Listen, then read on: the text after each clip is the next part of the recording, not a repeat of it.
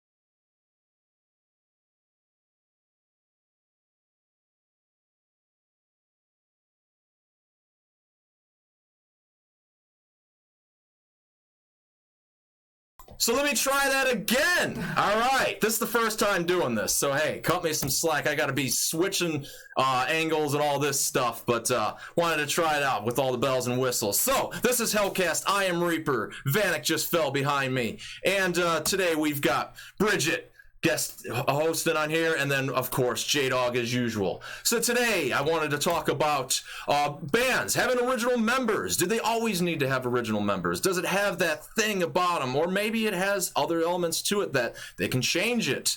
But what about your favorite formats and why? Can it be cassettes, vinyl, digital? What is it? And maybe it just has something to do with how you raise your metalhead kids. What do you expose them to? What don't you expose them to? All that and more, because we are live here on YouTube with our exciting new live stream. At least I think it is. So, before all this, we were jamming some Wolfblood. And that is the latest Reaper Metal release, and it is available on cassette and CD.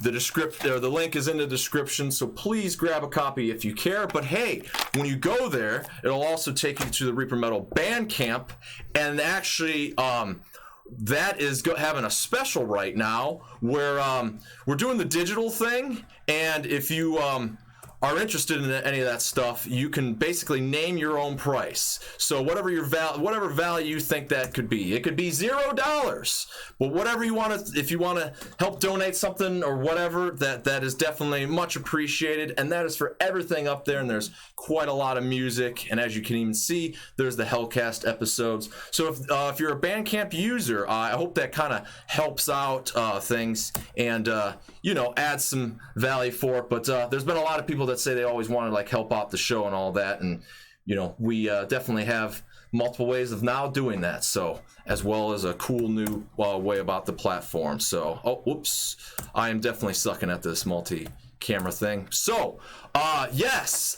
so diving into it though, original bands or band members and just having ever-changing lineups. What do you think about that? I want to open that up to you first and foremost, the audience in the comments there. Got Bridget hopefully moderating them today. Yes, I am. And doing a good job of that. Cool. But so J-Dog, when you think about that, I think probably one of the first bands when you think about like original members and really just a band lacking them all, what's probably the first band you think of? Lacking all the original members? Yeah. Napalm Death. Exactly. I thought it would be that way. So do you think, like, I don't know if you're like the hugest Napalm Death fan. Big fan? Yeah? Like every album? No. Iron Maiden. Yeah. What? Martin Z, Iron Maiden. You get the people who love Paul Di'Anno era period and despise the Bruce Dickinson era. That's not entirely all original members, but I guess this conversation can go like a bunch of different ways. But kind of first and foremost, Napalm Death was brought up, and that's like a band that's been like no original members left. Technically, no. Yeah, the closest is Shane Embry, but even he isn't very original. Yeah. Yeah, so but he's the closest because I think he played on like half a Scum or is something weird. But he was on the second album up for sure. Yeah. There's something weird with Scum, but he's definitely on the demos. But he's definitely on the second album up, and he's the only guy. But no, I like from Napalm Death. Yeah, I liked Scum a lot, but I liked everything up to about pretty much 89, 90. Then all the 90s I thought was junk, and then I thought I really liked that comeback album when they started reusing the logo, the old logo, Enemy of the Music Business, which is actually possibly, and some people might like be blown away. It was probably my favorite Napalm Death record. That came out in 2000, I believe. That's the tour I saw them on too. But I like that record a lot. Enemy of the Music Business. And then honestly, every album after that, I pretty much liked too. The last couple they did, I wasn't feeling them. Yeah. But a lot of like Smear Campaign, Code is Red, all that. They had a lot of good albums after that in the 2000s. So in that case, do you almost think, is there an era that you can kind of sort of cite that a member change kind of helped it? Because I think that's an element to it, Them, no. Not them. Yeah, not them particularly, but for a band that changed members. Got better with changing members?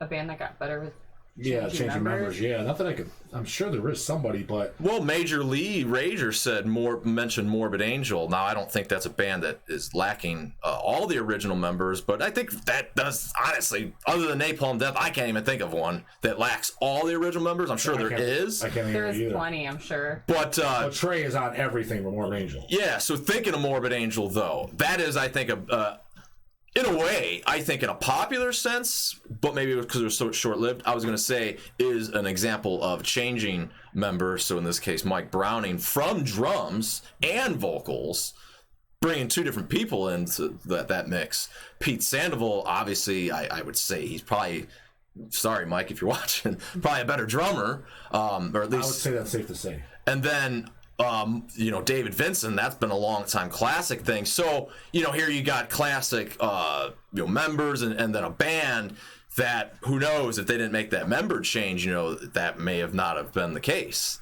Yeah, I think a lot of it, that's the reason why Morbid Angel was, a lot of it was. I mean, the two biggest things that people were boasting about with the vibe I got was Trey's guitar playing and Pete Sandoval's drumming. Yeah. That was the kind of like the big, There's a lot of bands listed in the comments of. Who else do people mention? Kettle Decapitation has no original members. Oh, really? I don't really know them. I don't either. I know they're from Australia. I know who they are. They're a grindcore band. I think I've seen them too. I just never really followed them. Someone said Nunslaughter saw a massive improvement when Kanye joined.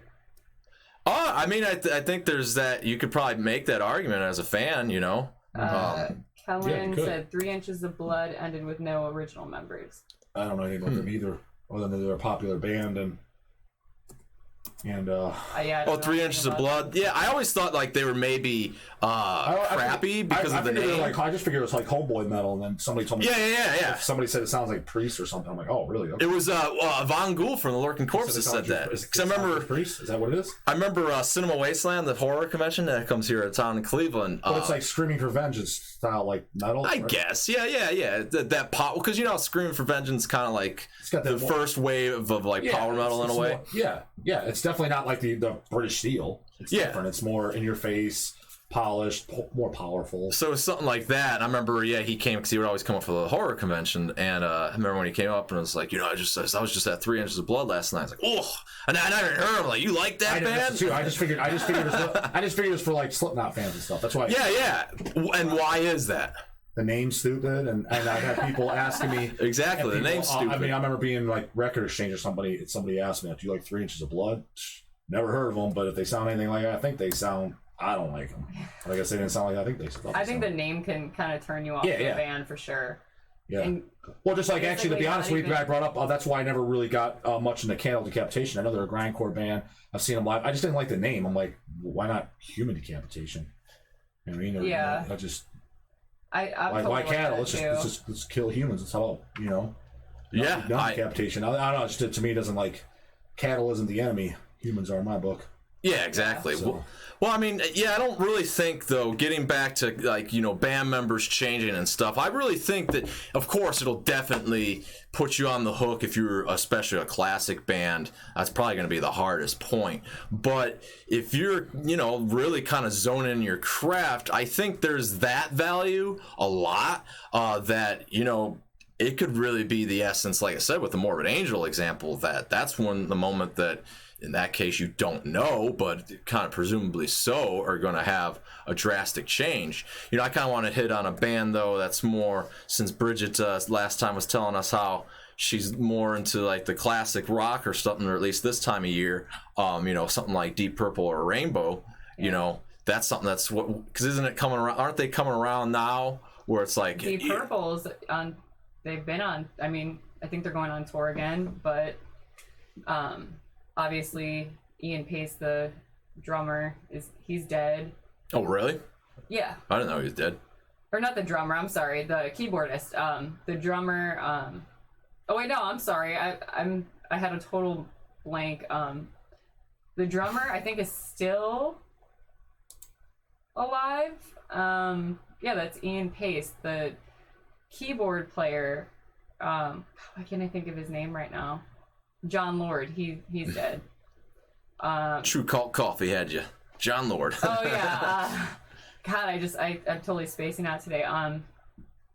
What was I gonna say? I don't even know. What, they're touring? I guess, yeah. Bunch of geezers on stage. Yeah, for sure. Yeah, pushing their 70s. Yeah, they would be for sure. But Ian Gillan is back with the band, so he's been singing. Oh, is he? He's got to be pushing 70, right? He's probably 75. Oh, is he? He's older than like Ozzy and shit? Because Ozzy's like, what, 70, 71? He's got to be older than Ozzy. Oh, okay. I would assume so. Wow. I'm sure someone here in the comments knows. Well, let's look him up. Ian Gillan? Yeah, I don't know. I figured he's around 70. How old's Ian Gillan? I think he was 75. This is slick. 72! Yeah. From Chaswick. How old's Ozzy then? He's got to be 70. It seems like that guy never hits 70. Every time I look up, it's like he's like 68, 69. It seems like he's done that for like the last 10 years. Yeah, I don't know. I saw that he's like on tour, and that's like talk about maybe. John Airy. Okay, yeah, he's been on the keyboards for the last 15 years. That's right. Don't know Don. But so is that valuable or invaluable that he is like that? I guess John Lord's dead. Roger Glover and Ian Gillan. Those are the only two, I would say, original members. Are you psyched about that, or are you not? That like there's any like, are you gonna see? Richie Blackmore's not in it, so you're not. I wouldn't care to go see him. Okay then. So there you go. There's not gonna be there. I mean, no. Okay. It's probably gonna be at Blossom, an outdoor. Yikes. But getting past all the venue statistics and all that, it's obviously an essence of someone iconic involved in the sound. I want to see in the band, right? Obviously, Richie Blackmore. Like, yeah, it's not there. Yeah. If he's not playing, it's not really Deep Purple to me. See, I always also kind of think too. Then, with us going in this, there's the resurgence and stuff happening. I'm rocking the Sacred Reich shirt, which is a perfect band that comes to mind. What was it, like 2005 or so, when like all these bands were like coming back? We're back. Fuck, has it been that long for them? I don't know, but I knew they came back. I didn't think it was that long. When that all started and it became like an appeal, you know what I mean? Oh, I do know. Yeah, all of them. Suffocation. Yeah. So at any rate, it was like kind of forget the original member aspect, because I think Sacred Reich particularly, because they had a drummer switch. So Greg Hall, the drummer that was on Ignorance, he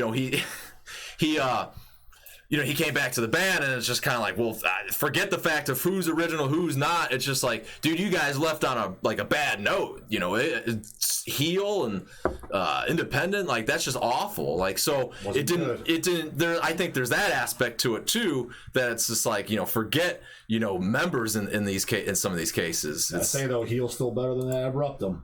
Yeah. You didn't think so? Put on that Abruptum, and you'll see. I don't really. You wouldn't dig it. I don't really know it.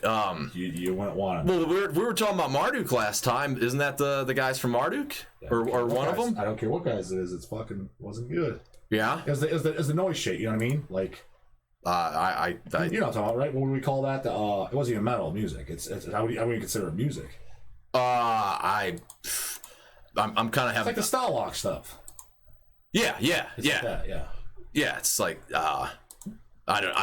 noise. I think you're onto something with the whole noise thing. I was the LP that I put on the player. Listen to side A, and there was no need for the B. I did not flip it over. Let's hear some love for Abruptum in the audience there. Hey, somebody loves them because they bought the shit out of it when we had it. Sold out in no time. Yeah.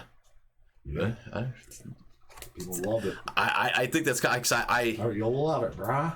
I think. Yeah. Going back to your. They did. Someone said Ian Gillan is not the original singer. I do know that, but he's, as far as on pretty much all of their good records. I mean, I would definitely. Are you even like that's like? He's the most iconic singer. You're right, for sure. Are you even like familiar with Rod Evans? Wow. Considering no one knows where Rod Evans is. Jada, are you even like familiar with Deep Purple and stuff? Do you like even care? No. I mean, I like some of the Rainbow stuff. I liked the first album. I think Rainbow Rising is the best one.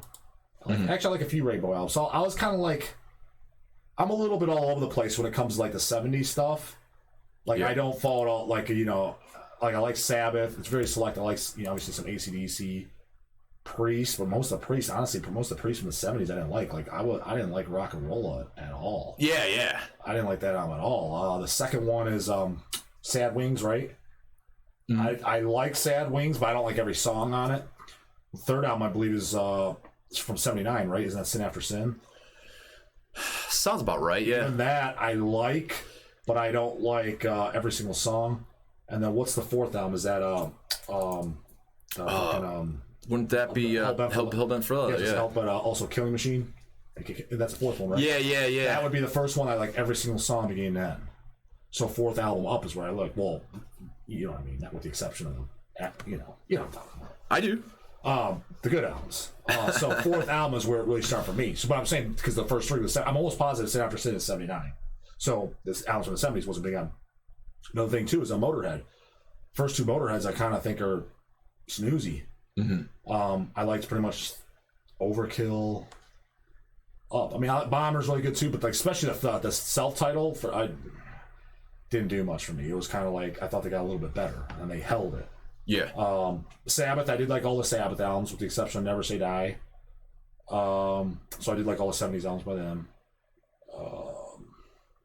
Well, actually, too, I was thinking, kind of about the whole original topic with the original members and kind of switching on that. Like, again, like I really do think that, there's a lot of stuff that it really can also get better.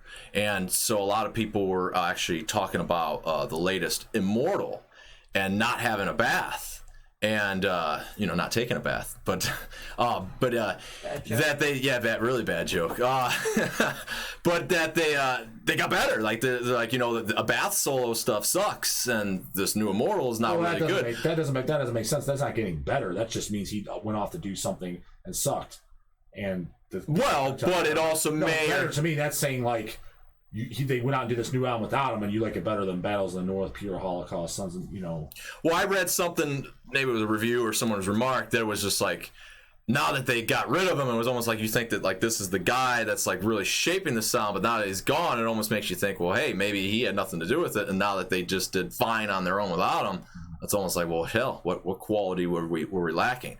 I have actually not even heard the new album. Have you heard it? No, I haven't. I know the last album they did prior to that I didn't care for, but I only listened to it once, and I remember not doing anything for me. The last album I really liked by Immortal was before their first breakup, Sons of Northern Darkness. I do like that a lot. Thought that was a really good album. And then, like I said, they disbanded. They did do a comeback album, and I remember not liking it. The Abath stuff, I don't even think I listened to it. I just was like, what is this? And I heard that people that know what I like, they're like, there's no way you'll like it. So I just like, I'm not going to waste my time listening to it. Then. You won't like it, brah. Yeah, people that actually, and they're just like, dude, there's no way you're going to like it. I was like, all right, fair enough. So I didn't listen to it. You know what? Speaking, totally off topic, but just making that remark, you'll love it, brah. Now that you did that video last week, the brutal death metal video that, if you have not seen the video last week, we did a Heavy Metal Relics with J-Dog hosting. So, which... You can pull that right... I know, I was going to just say, I was like, fuck, I can pull that right up. So if you have not seen that, you get to see not only the talent of hosting skills that J-Dog possesses, but also... You get to see the reference of you'll love it, Brian. I don't know if he says it in there though. He says no, but he kind of talks that way. He's got the lingo. Yeah. He's totally got the lingo. Oh hell yeah! Brian. Oh hell yeah! Like Hell's Headbangers and you guys are doing just such great product. Like there's. He should do a. I know the joke, and I was laughing. He should do a hidden interview with Hellcast. Wink, wink, wink, wink. Someone does the voice perfect. Oh yeah. Kind of like the other. So there it is. By purging of brutal death metal bands with regurgitation. J-Dog taking the seat there. Made a bloody table. He wasn't taking anything. He was thrown in the seat. Well, you were the guy to know. You were the guy to put in I'm there. Just saying it was kind of, thrown the spot. Had to yank some shit out of my ass to ask because I didn't know. It's not like I hadn't seen. Welcome to Hellcast. And then you got a live stream that's not working, and then you're trying to get you guys didn't even know that camera went down for a second. Look at that. That's pro. I was chatting away and get troubleshooting. So, speaking of which, so cool. Well, I want to segue because, well, first, this is a band, Satan, right here, latest and the greatest, at least 7-inch in their upcoming album. As you can see there, man, I can't really coordinate. The blue vinyl is a Hell's Headbangers exclusive. Wow, I'm horrible at framing this. But at any rate, Hell's Headbangers has these now, and they're available now. Link is in the description. Guaranteed. Yeah, but so exclusive blue vinyl for the 7-inch is only at Hell's Headbangers distro. But the cool thing is, where I was going to say though is they've obviously had member switches, and it's I don't know who, but I remember Bridget and I were at the same place that you shot that video, the brutal death metal video. We were just talking about that off camera. And we were there, and Tanith was in town. So Ross, whatever, I forget what his last name is the guitar player of that band. And so we had every opportunity to shoot a video with them, but I was kind of, as you kind of sort of finding out, I was pretty clueless about Satan. I was just like, I don't even know what to pull out of my ass for that one. Like, and so I kind of went back and I was like, now I had one, and went and listened to some Court in the Act, and really that's all I ever really knew about Satan all so much. They did a second full length and EP, and the singer on that is Michael Jackson, I believe, right? I thought so. Yeah, exactly. I like it. There's I have that. What it is, it came out. There was a reissue that came out. It's an old reissue now. There's this. This looks like shit. You remember when they were reissuing CDs in the early 2000s, and they were like dog shit. Like you didn't get the lyrics or nothing. It was just kind of like an insert, and they throw like two albums on one. Oh yeah. Those days. That's what they did for the Satan second album and the EP, which is like I think the EP is like 86 and the album's 87 or vice versa. Mm-hmm. So that's why it's 2-on-1 disc, reissued in the early 2000s. It's I like it. I thought it was really good. I can't actually haven't listened in years, but I would totally remember because I've listened to Soul Test. Was it Suspended Animation or I believe it's called like that? Yeah, it's good. I remember liking it. But for whatever reason, most people don't know about it, and I think maybe because it's very unavailable. Like if somebody reissued it, who knows? Maybe Hell's. People might buy the fuck out of it, because it was the same band. I think it's in your mind. You're thinking they only know Court in the Act because it's the only one. That's why I know. But that's the only that's been reissued too. If you think about it, that's all that we've had in stock. It's kind of like the only thing available. Oh yeah. Going on eBay and searching out what I said. I don't know the label that reissued that disc that I'm talking about, but the quality sucks. There's no lyrics, there's no photos. It's just basically track listing with. But that's what I have, and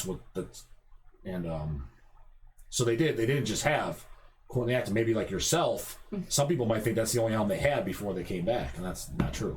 No, I'm definitely oblivious to that. But as you can kind of see here, boom, that's where the link in the description will link you to that 7-inch. I'll actually link you to the Hell's Headbangers full discography of what we do have for Satan, which Atom by Atom, that's a later album.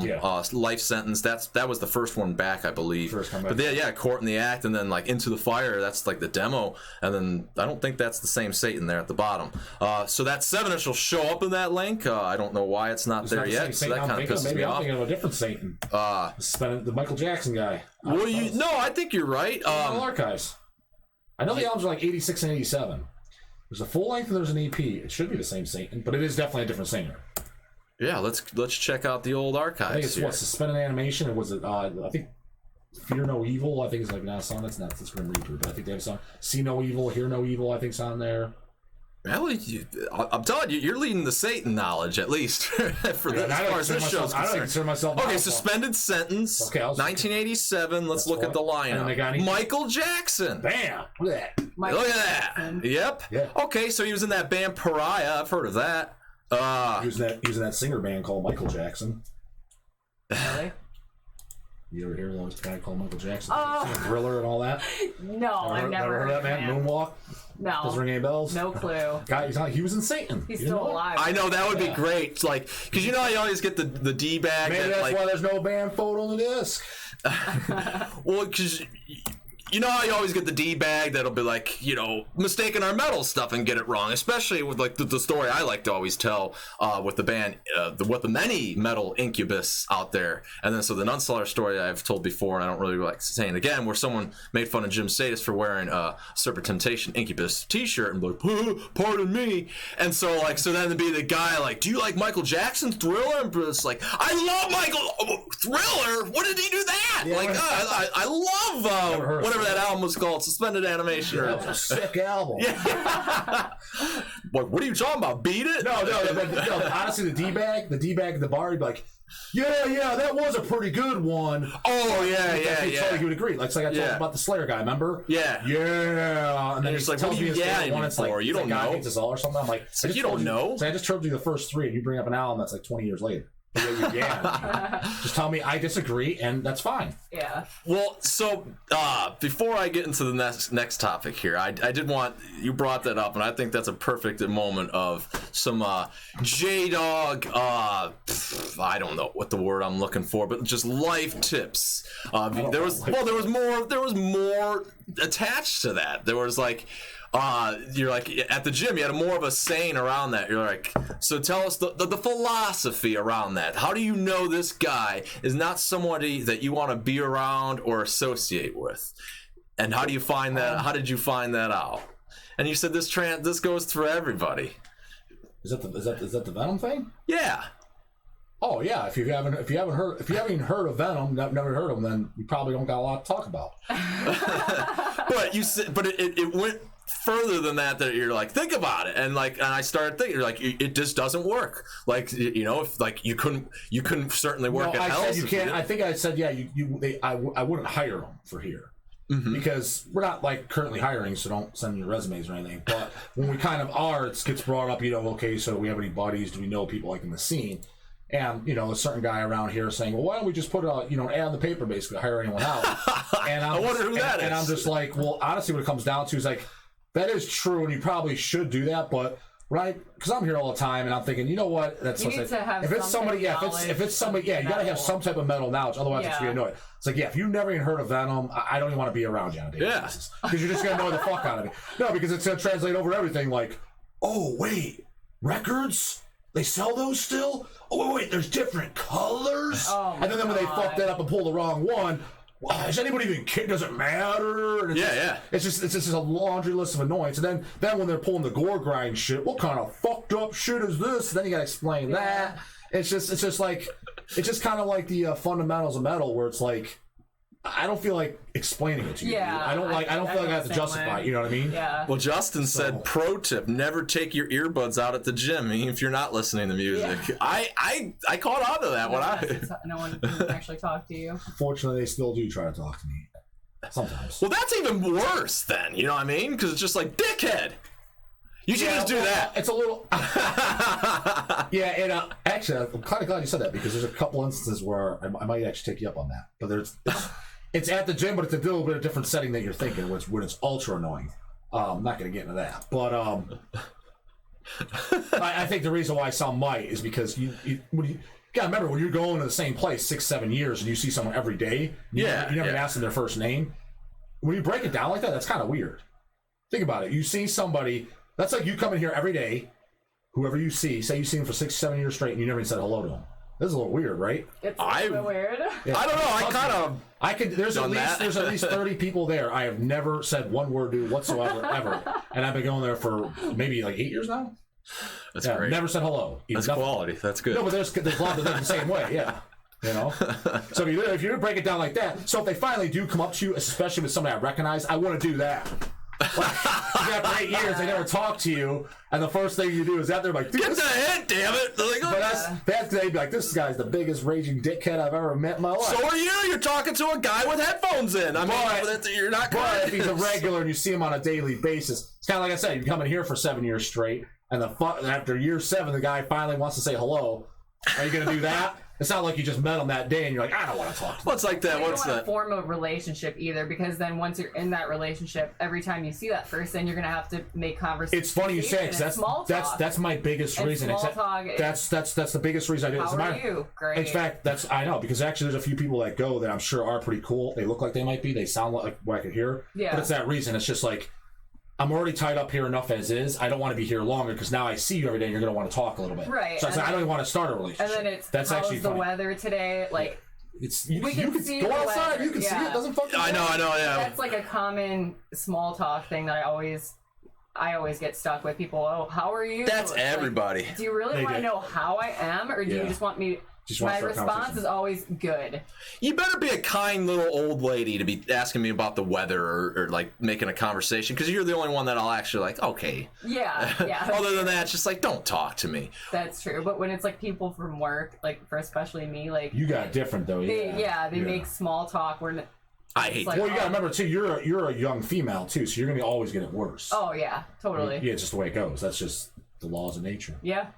Well, it reminds me of there was like a Henry Rollins interview or something, and he's talking about being at the gym, and he's like, yeah, I hate the guy that comes up to you and starts talking, or no, the guy that'll be on the equipment, taking it up, and he's just like, I want to go and be like, look, guy, you got to get going. My body wants to get out of here. I got 49 minutes left, and I want to get this over with. Yeah. And it's just like, yeah, totally. Like the guy that's just sitting there, because you always bitch about the guy chatting at the gym. But I don't want to just go about chatting at the gym. And actually, I want to roll out to the next thing, though. What is your favorite format and why? Yes, I'm talking about CDs, cassettes, this day and age, digital, and of course the lovely vinyl, or 8 tracks, and when will those make a comeback? So, Bridget, I would like to know yours. What is your favorite format to consume music? I'd say vinyl and CDs. I'm always in my car driving, so I like to have CDs. Yeah. And so vinyl, definitely. I like to kind of just hang out at home and listen to music. So yeah, definitely vinyl. And then if not, CDs. They sound good. So good. I'm glad someone kind of didn't MP3s, they either sound really good on my, like when I hook it up through my Bluetooth through my car and everything, it either sounds really good or really bad. So it's kind of hit or miss with that. So well, I think MP3s or digital, because that's two different that's a quality there, right there, specification, because an MP3 poorly well, let's say iTunes or whatever. Okay, because that's where it could be crappy. Pretty good, but you can definitely hear the compression, I'm assuming. Yeah. So that's kind of where I'm like, I'd rather just have the CD and kind of go from there.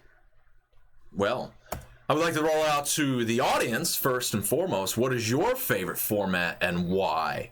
And for me, I am actually just all over the place. I have different reasons for those favorites, and I think really kind of, if it's going to be vinyl, it'll be my favorite in the sense that if it's of the era that vinyl came from. Yes, not really so much now where it's just cool to do it on vinyl, because it's not really recorded entirely in an age where it's needed. It's more so just done, and with digital, kind of sort of, you could be very can kind of lose track of some of the things that you need in vinyl so then it doesn't always have the parameters or just the quality of vinyl in mind when it's being recorded. And so I think that kind of creates just like a less of quality, and just kind of really shows why I feel that way, because back in the day when vinyl was a thing, it sounded its best because that was the format they had. And so if you're a recording engineer,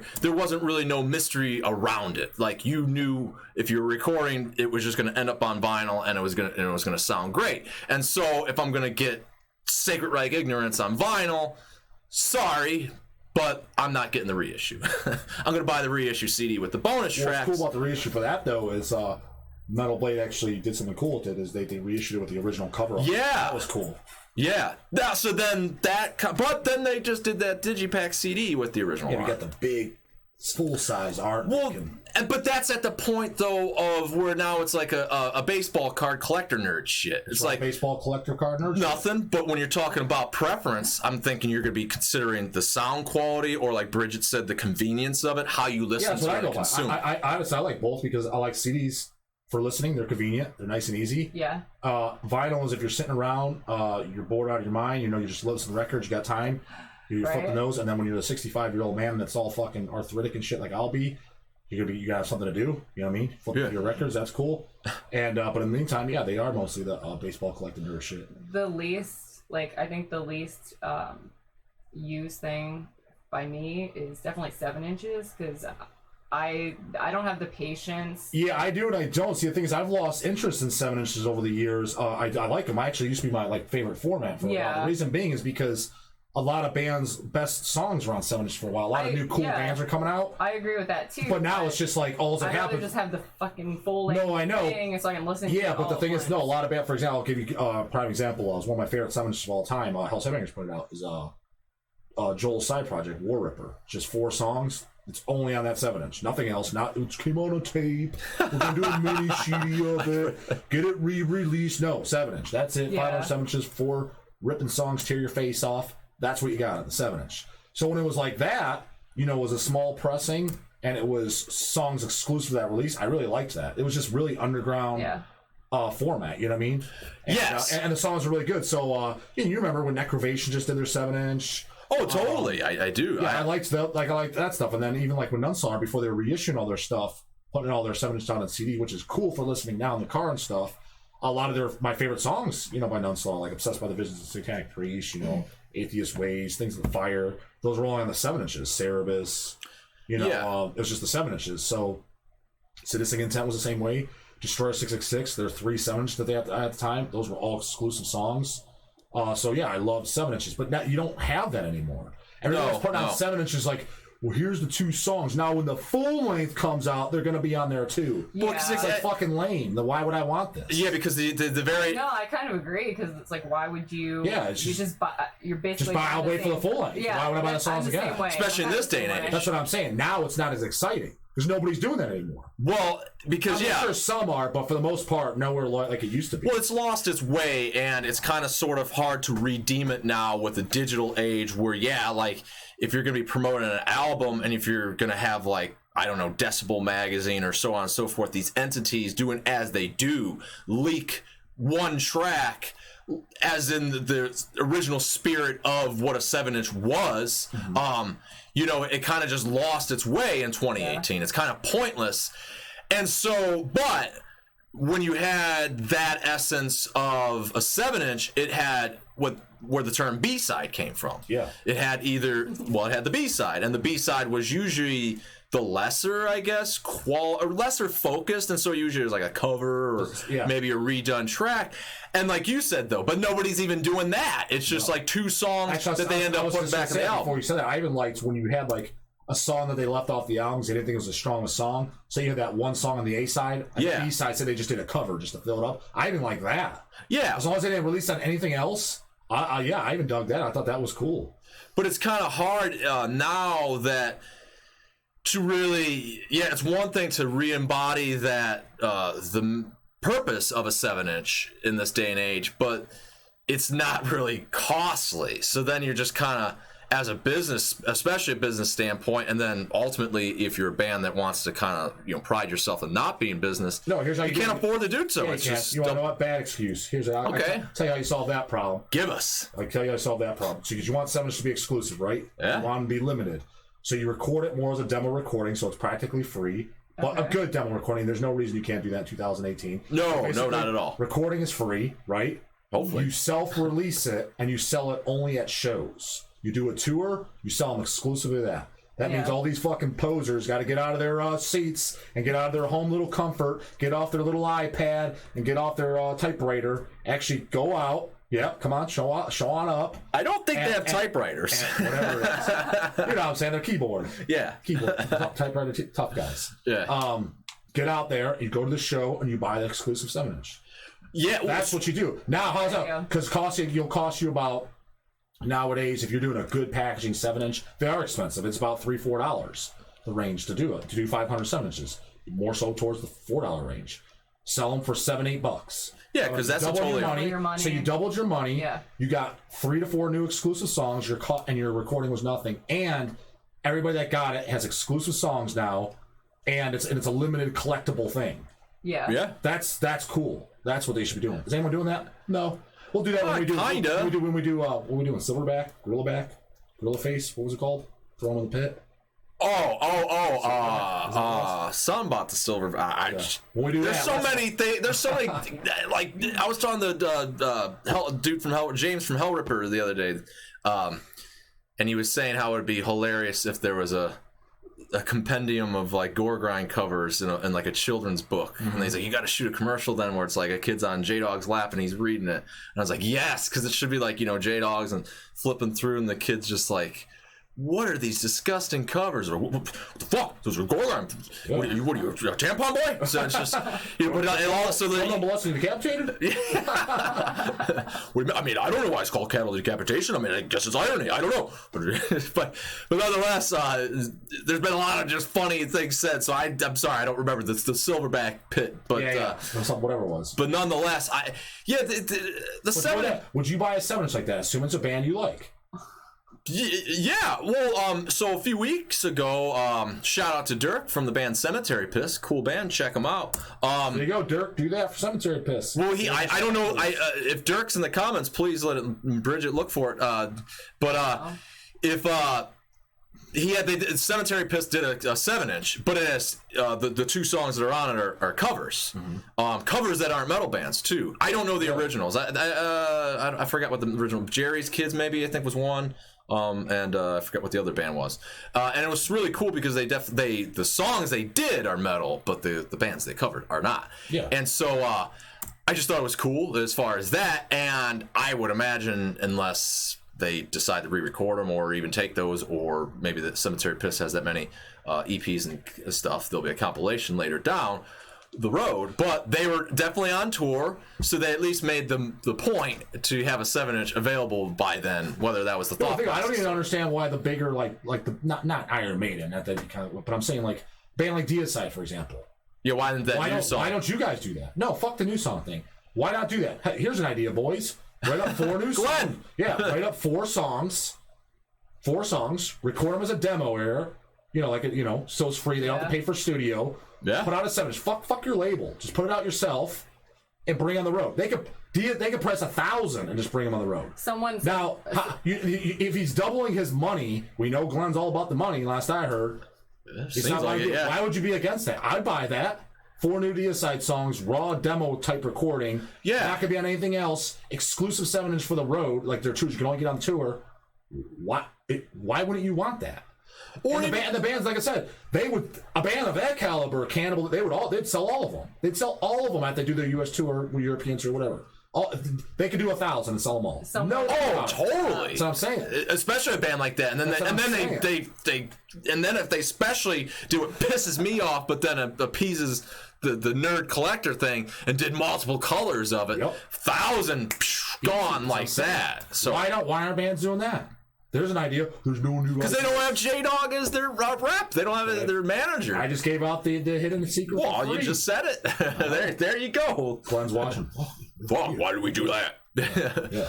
Well, and especially like a band like Deicide, you could kind of do or anything classic. And you know how I know that worked too? Other than just common sense, I know it would. A band that somewhat did it, but kind of fucked it up. I think the song is exclusive. I don't think it came out.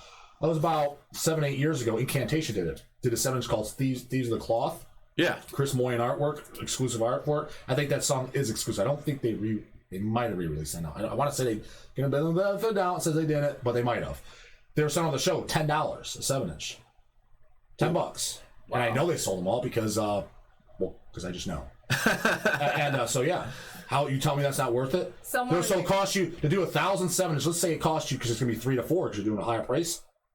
You're making $6 profit. You make $6,000. That's a bad deal. I don't think so. Right. I think so. I think a lot of it's kind of dumb. Like I think I don't know why they're and the fans. I mean, like me as a fan, I love that shit. I wish bands would do it more often. Yeah. The band that did it a lot in the early time, especially on their tours, as you know, I'd always have them say me one for the tours was Nunslaughter. Like you do it for Australia and shit. You do an exclusive 7-inch, the Scandinavian one. Mm-hmm. You do an exclusive run and bring them. I'm like, make sure I get one because I know they're going to sell out the tour. And he knew that. Oh yeah, well yeah, awesome. Like that's a great idea. As a fan, I want that and. Nobody does that nowadays. Nobody. No, that was what being a member of Nunslaughter, that was always the thing. That was what Dawn of the Dead would do is you do like a exclusive recording or something, and then Nunslaughter's case too. There's a good band to reference because don't they have like a bazillion 7-inch? Exactly, and I think I'm trying to but they did kind of cool shit like. Remember when you guys played with Sathanas, they did that exclusive. Remember when you guys played with Sathanas?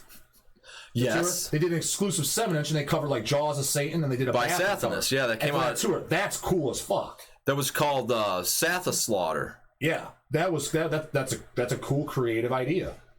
Oh yeah, it was definitely really cool, and actually, in the sake of that, speaking of that, it went really it got pretty like nerdy in its connection, like kind of going like, where did these members come from? Mm-hmm. So like Jim Strauss, the drummer of Sathanas, he was in Acheron at one point. So an Acheron cover too, then. Yeah, so we did an Acheron cover, and that 7-inch, if you have that, I do. That was recorded by yours truly, and I thought it sounded pretty good for. Yeah. But I'm saying it's good, raw, like demo sounding recording. You know what I mean? Yeah. Yeah, and it's just so I don't get it. I don't get why bands ain't doing this. I mean, maybe now that I threw that out there, some will. I mean, I like the idea. You know, I do too. And I kind of in the same kind of pickle, with my own band, but I don't really want to kind of, sit there and concentrate on 7-inches this whole time. Let's move along. And move along to some awesomeness that is, I was on myself the whole time there, and then now I needed to go back to it. Pungent Stench! Now, I'm not just here to tell you about the tape box set, speaking about those favorite formats. Like, I love tapes, damn it, which I kind of sort of don't get that. Those tape box sets are nice. But these, this makes me like, but I mean, I like tapes, don't get me wrong, but again, it goes back to like, I like them when they're demo tapes. I like when a band, like, it had the purpose rather than like going back and reissue. It's kind of like, all right, that's someone trying to kind of sort of cash in. But, if you like it, that's cool too. It's fun. I get it. I'm just, I'm in a position, I guess, to be opinionated about it. So have inserts inside. These shrink wraps, I don't know. Oh, they got the J cards and stuff. Yeah, so like you can kind of see there. So that looks like a nice little insert. But yeah, the cassette ones I never even actually opened up for you. Well, so these are all. This is all the albums tape box set, and it's not all. It's the first four. Oh, okay. Sorry. It's not like their latest like Amputee and stuff like that. It's not those. 90s albums. There you go. So if you know your Pungent Stench, when I can figure out how to just give you a selfie there. So that's what's on it. Floga Records. Link for that is in the description. But really, we're spouting the Pungent Stench catalog. Just get it all. That's available at Hell's Headbangers. I can't frame shop for except shit. the first album, which I don't know why we never got those on LPs. For God Your Soul, for me, it's awesomeness. That I don't know why we didn't get the reissue of that. Well, so tell album for sure. Yeah. Oh yeah. Why? It's just a legendary grindcore album, and it just is the greatest. You know what I mean? Mm-hmm. Yeah, like the first Punch of Stench, that's one of the greatest grindcore records ever. So Ben Caught Buttering, where's that in your liking? I like it a lot. It's definitely not as good as the first album, the demos, the 7-inch. Those are prime stuff. The demos, rehearsal demo, 7 inches. They're like the splits and stuff. It is split 12-inch LP, and the first full length. And then Ben Caught Buttering is good. But you could tell they're going in a different direction, and you knew after that you're like, I'm probably not going to like what they're going to do. Right. Some people do, but even the people that do like it, it's like me with Carcass. I like the later albums. I admit I like it, but I'm like, I can see why other people don't. It's like it's totally different than what they were doing, what they set out to. Right. So, but no, Ben Caught Buttering is a great album. It is. It's just you could just tell that was where they decided we're going to start changing our style. And then the third album is the Clamondo, I believe. And that's really different from them. I haven't listened to that album in years, but it's more like, kind of like dirty rock, almost like dirty, like, like not even, I wouldn't even say grind rock. I don't even know if there's like any like grindcore in there from what I remember. It's been a long time, but it's like, it's definitely different. Well, getting on with that and kind of moving with the Pungent Stench thing, and having or at least covers like the Ben Caught Buttering cover, as you can see here. Cover. Yeah. Well, then this gets pretty nasty. Bridget, do you like that? Is that a sexy a person there? I dig it because it's pretty. Very. It's pretty. Yeah, it draws your attention. Like it draws your attention. What the hell is this? So yeah. So, well, first and foremost, let's talk to you guys. How many? Let's let it know in the comments. Yes. My chair's broken. Do we have any parents in the audience? Who's got kids? How many kids do you have? And they listen to metal. And pretty much. So are you going, obviously, if you're listening to this, you're watching this, you're a metal fan. So when it comes to parenting, how do you go about, do you want to introduce them to metal? And if you do, what are you going to expose them to? Are you going to be kind of like Uncle J-Dog when he's at a 3-year-old's birthday party? He's rocking not a Ben caught buttering, but I wasn't rocking that. But you might as well have. What did I have on? You had Eaten Back to Life Cannibal Corpse. Yeah, it's just a drawing. What's the problem? No, it's kind of the point where you're like, maybe it's going to be the Cannibal Corpse logo shirt today. I don't know. Maybe I forgot where I was going. I don't know. So is there value in what you, well, not value, but is there like a thought process to it? Me, I'm a father. I definitely had that thought going on. It's like, my daughter will be 4 years old here in a few days. And it was like, I'm not really thinking it's time so much for Sacred Reich, honestly. I think it's, maybe some time for like Deep Purple or, kind of more of the the dad rock stuff that is of the heavy metal caliber, but kind of veering on what all those like Elvis and stuff was, where it was rock and roll but then lost its meaning, where obviously that's kind of sort of in a heavy metal sense losing its meaning to then just remain rock and roll. But nonetheless, stuff that's not so harsh. And honestly, in a way, granted, I don't think into the degree of the evolution as such.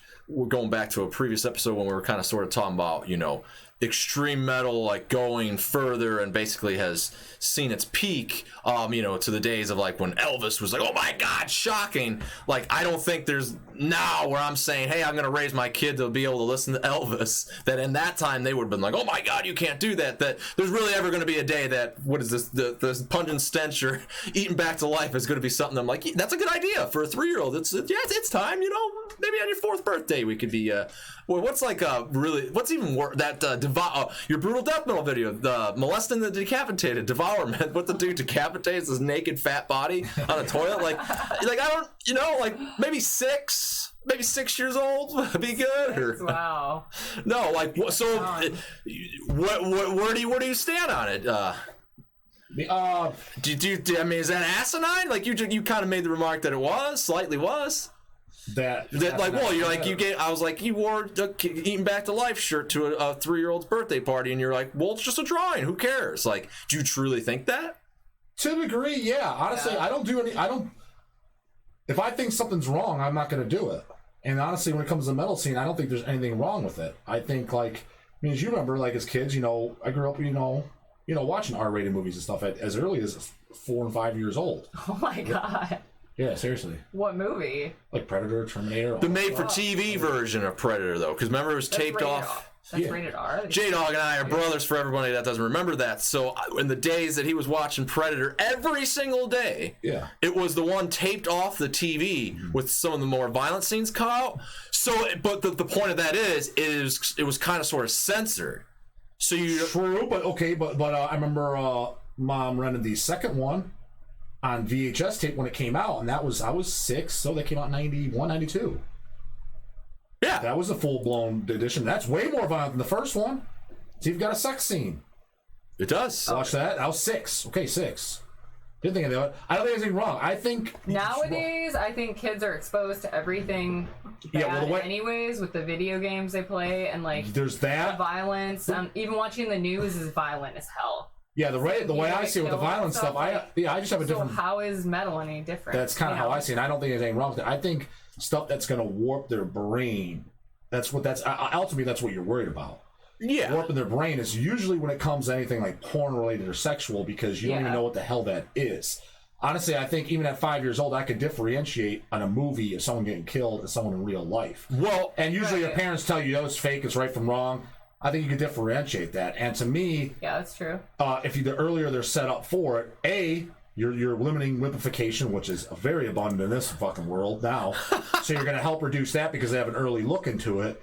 And B, you're kind of like, I think they're not going to be as warped you have a because they already know kind of know about it. Yeah, they're not figuring. They're not figuring. Wondering about it. Put it this way, I don't know for sure, but I'd be willing to bet that, say, someone like Jeffrey Dahmer, who's obviously warped and shit, he probably was more so steered away from can't watch this, maybe not to an extreme degree, and look how fucked up, because his mind had to kind of figure it out. Yeah. So well, according to that movie Young Jeffrey, yeah, his dad totally discouraged him from he like had all these like bottles full of like acid and shit. Like there was this shed in their backyard, which me and Bridget drove by Jeffrey Dahmer's childhood home, which they shot this movie that I'm talking about at, because he is from originally the Akron area of northeastern Ohio, which that is northeastern Ohio. Nonetheless, though, it's still there. And so, getting back to that though, in the movie, and who knows, I'm assuming it's true, he had all these bottles, like mason jars of, like, you know, dead body stuff of animals, not kids, or people at this point.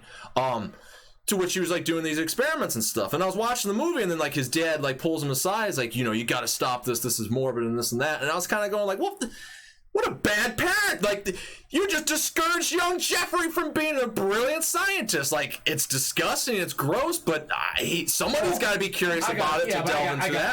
I gotta agree with that. If I had a kid doing that, I'd probably take him to get looked at. The real parent side of it, I was like, but I wouldn't do that.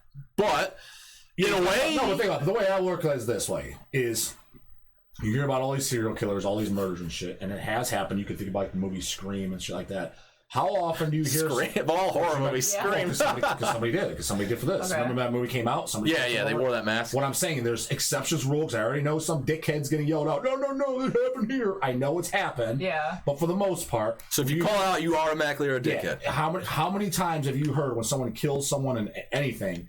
It's because, because I watched this movie or because I listened to this album. Oh God, it's way less than the people like Ted Bundy and all these serial killers who had no, you hear him, he's like, yeah, we had a good Christian household. You hear way more of these good Christians, becoming killers. It seems like it's because they're pushed with these ideals on them that are so crazy that they want to go to the complete opposite side of it, and that's where like these people become completely. I'm totally anti-censorship. I say, hey, the sooner you can tough them up, the better, because the thing is, the world ain't sunshines and fucking blowjobs. Yeah. Rainbows and blowjobs. It ain't. It just ain't. It's a piece of shit, cold-hearted, and everybody's an asshole world. So the sooner you figure that out, the better off you're gonna be. Do you want to figure the song? It's a Wonderful World here. Think about it. Do you want to figure that shit out when you're 21 years old and a guy's like, hey man, can I borrow a fucking buck? And then he fucking robs you, steal your wallet because you think everybody's so good? Or do you want to figure that shit out when you're 5 years old and just the bully just pushes you off your bike? Which is worse? But is metal always teaching you that? Because, a lot of stuff, I've kind of made the argument, like, basically when it comes to, like, I don't know, like, the satanic panic going back to kind of like the 90s. And that's one of the angsts to this PC thing, and how I say it's like these are definitely people proving their age because they would have remembered the PMRC and the struggle and stuff of getting, like, censorship on, extreme music at that time. Nonetheless, like, the argument the point I've made is, like, you gotta getting up in arms, like, trying to censor this music, when in reality, even, like, to say they're satanic, because there's a Hellcast episode on it, specifically, too, where it's like, these were written by a 15-year-old. Like, he doesn't even know who the hell Baphomet is. Like, he saw it in a book, it looked like, oh, that looks creepy, and then that was it. You know what I mean? Like, I hardly know who Baphomet is. Like, the true, like, like, if you truly believe in that stuff, and I don't even know if that makes you a Satanist, but, you know what I mean? Demonology, like, I don't know. At least, if not Baphomet, there's definitely ones. Like, Lucifer. Like, Lucifer's not just straight up Satan, and stuff like that. Even if they do truly believe that. Satan. Honestly, as long as they're not killed. Exactly, but when they say it, like, people think that. Yeah, but let's just say they do. Let's say they truly believe it. Who cares? Well, right. As long as they're not killing anybody, I think, how's that any different than being a Christian? You're just as... spiritual. That's what I'm saying. So it's kind of like... That's a bad thing? So, but even the fact that like, basically, so what I'm trying to kind of say is, like, you really look at it from the perspective, like, dude, a 15-year-old's basically writing you poetry, song lyrics, or just even a song in this sense. And so, like, are we really going to take his message seriously? I mean, I guess, a 15-year-old can be just as accountable and do adult things that could, obviously murder somebody and all that. I mean, I guess a kid even younger than that could do that. So it's kind of hard to say, you know. I think so. Really, but to kind of like, you know, look at this metal as a whole, you kind of got to like dive deeper into it. It's like, dude, like they're not really even spreading this message that even has the power of being anything to this, you know, susceptible mind that if and when they realize it, to kind of just not even get a laugh out of it. Like, that just sounds silly. And he just said Lucifer referring to Satan, and he doesn't even know what he's talking about. That kind of reminds me, though, of the, what are those guys called? The guys that went to jail. The West Memphis 3. Yeah, the West Memphis 3. I was just listening to Cease Today. Victims of the Master Plan came on. That's about that. They were just kids that were just kind of like poor, essentially, and they just kind of liked metal and, you know, stuff like that. But then they like Metallica. Well, I know. I'm just sorry. I'm just being really? a dick. I thought there was. I think so. I don't know. I just when you watch Paradise Lost, the documentary, they just play Metallica. I was like, oh, one of these guys. Oh, really? They're like metal. I was like, oh, but, Black Sabbath, Metallica. Got it. The different adaptations of like the story. Yeah. They show like them listening to like Slayer and like stuff like that. So it's kind of like, but then they really push that like there's Satanists and everything. Yeah. It's like, really? Like, yeah. I don't see how liking music can make you, you know, change your complete religion, or even if you don't have a religion. I just don't see what the problem is, even if they are. Like, I love the shock value that I get when I get a regular person. Well, they're devil worshippers. So what's the problem? Right, exactly. Honestly, what's the problem? So they are. I know. If they truly are, someone's like, I'm a devil worshiper, 24 to my eyes. Yeah, music is like, totally that doesn't bother me. Like, I don't see anything wrong with it. I honestly don't. Well, no, I was listening to an interview with the drummer of Inquisition, Incubus, and he was kind of talking about, it's like, I hate when people poo-poo Satanism and look at it, it's like, honestly, it ain't, like, they're sitting there thinking it's like it's this devil with a pitchfork, and it's just like, it's not even about that. Mm-hmm. But nonetheless, yeah, I mean, I don't know. I think there's definitely certain things about, like, what you should or shouldn't expose. I think it's going to be circumstantial. It's going to be particular to the band. I mean, as a musician myself, like, yeah, like, I don't know if I would play, you know, my daughter some of the lyrics I've written, like, you know, in some ways that could be weird, a kind of a weird conversation. Like, what were you thinking when you wrote that?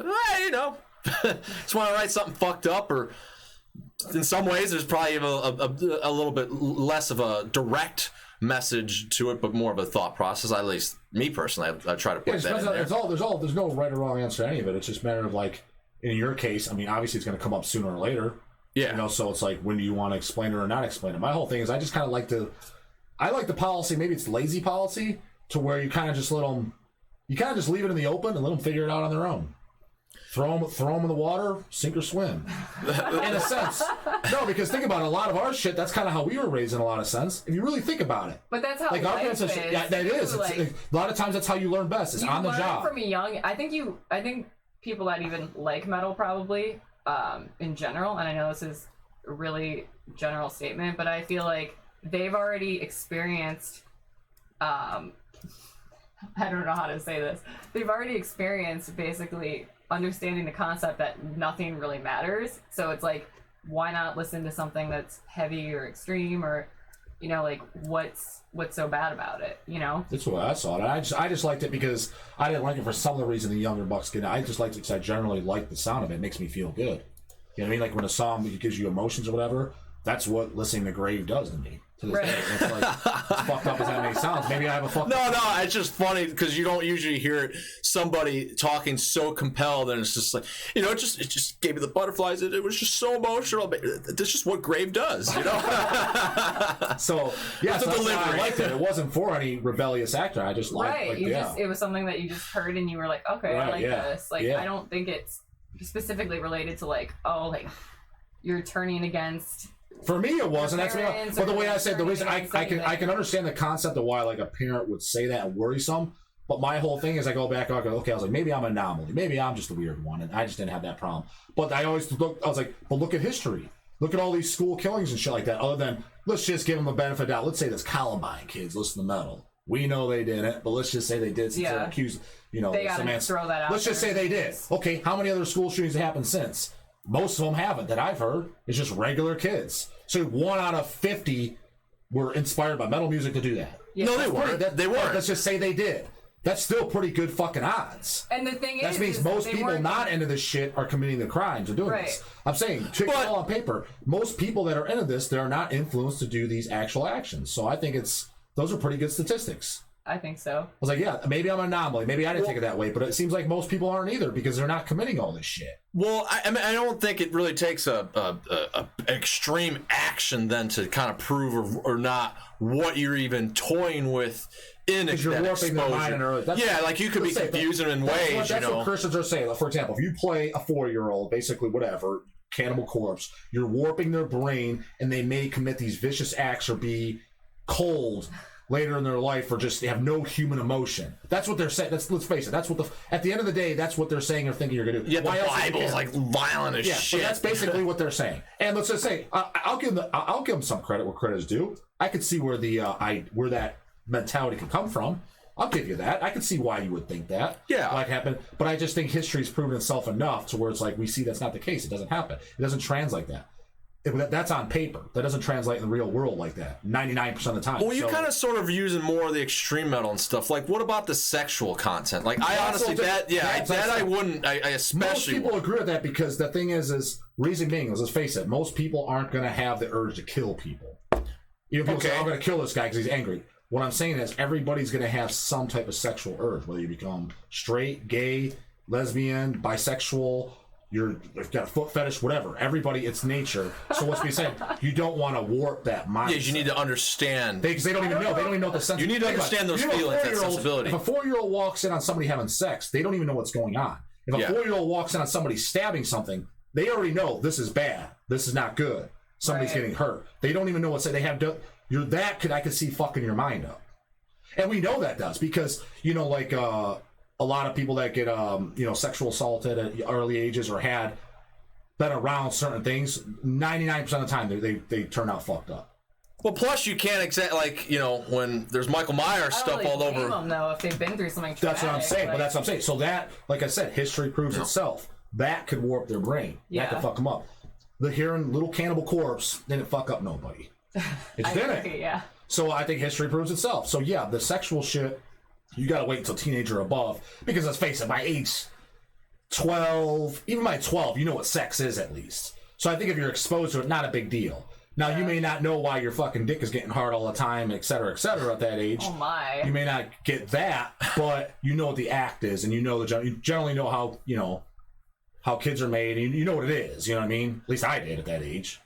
Yeah, I mean, I guess really the answer to it is definitely kind of the individual, too. Of course, there's going to be that immaturity and maturity of others. That's why a lot of these people that do commit the crime in the act of metal, say, I listened to Slayer and I did this, is because they were already fucked up to begin with. That's the way I put it. And it just kind of, maybe it was the cherry on top that pushed them over.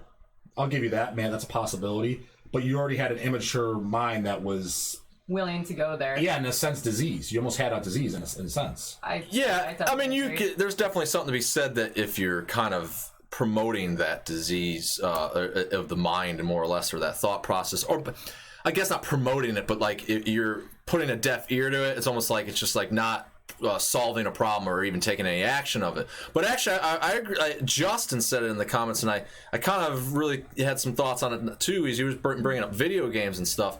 And I really kind of think that's obviously probably way more threatening. I think so because too. If you think about it, music is expression.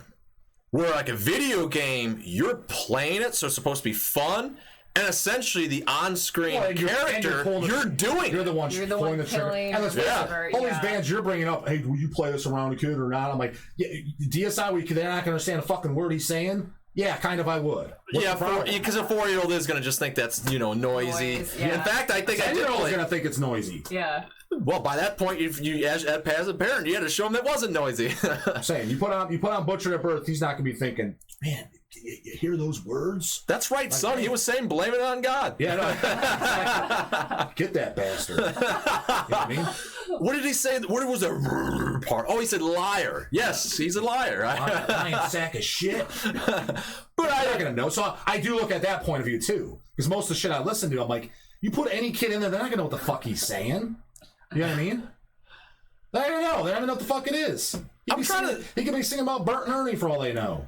Well, I'm trying to think of back, like, when I was a kid. Like, because, yeah, you know, not to sound cool or whatever, like, got into metal, at least started buying metal at a very young age. And I remember in 4th grade having Cannibal Corpse The Bleeding tape and listening to it on the bus. And I remember the kid I had to share a seat with, like, what are you listening to? Can I hear it? And I thought he wouldn't like it. No. And puts it on, and he listens to it, and it's just like, what did you think? Like, well, I didn't like it. That's just noise. And that was 4th grade. How old are you in 4th grade?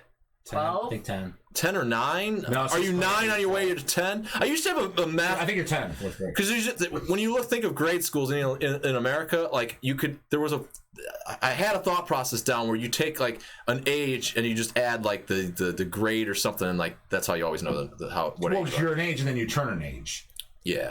You're like 10, 11 in People usually do that. They turn ages. Yeah. No, but in the middle of school, you get turned. Like, some people turn over the summer, so they won't turn that age. Oh, yeah. When I was always... So during that school year, they turned. And I was kind of the younger... I was actually the older kid of the class, because school starts in August. My birthday's in I was October. in the middle, so I was January. So that's the beginning of the year. I was like, it's the beginning of the year on the calendar, but it's the middle of school year. Yeah. I turned the mid. But I remember I had a friend, like, he would turn, like, in July. So it's like you turned before... He didn't turn in the same grade. He was always the same age and all the way through the whole...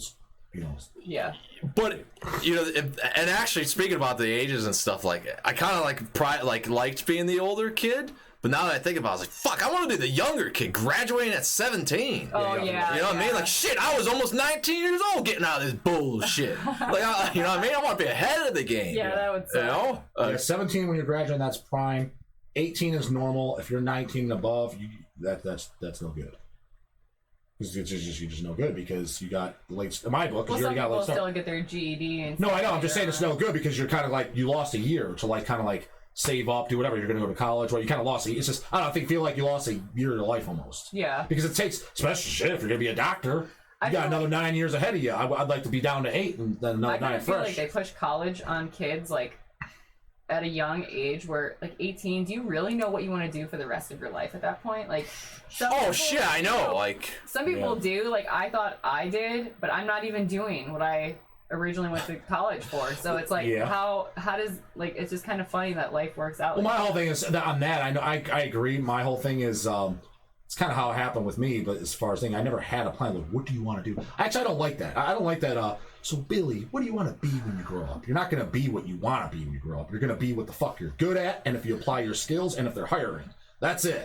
You're not going to be, I want to be a basketball player. Yeah, well, you better have a B, C, and D plan, too. What did you just watch that new Chris Rock? That's the part. I thought the same thing. Did you see that? I was laughing. I love it when he's telling me. No, but I've always said, because for me, that's why it was so funny to me, because I was like, dude, I didn't have a plan. Like, it was, I went to fucking the JVS to do printing.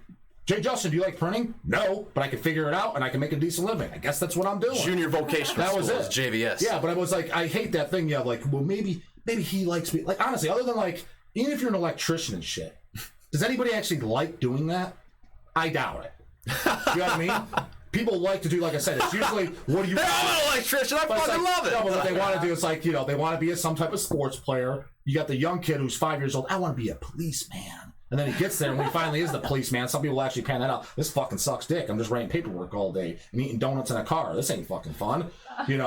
That's it. So what do you really want? Donuts in a car? Sit in the car eating donuts. Watch the traffic. Oh, okay. So realistically, it's like that whole, what do you want to be when you grow up? That's a crock of shit. And I hate then you can be referred to as a pig. Like, that's great. I finally my whole thing is the 16-year-olds. You want to be. No, you can't be shit what you want to be. You're going to probably be what you don't want to be. Anything you want to be if your parents have a lot of money to send you to the college of your choice.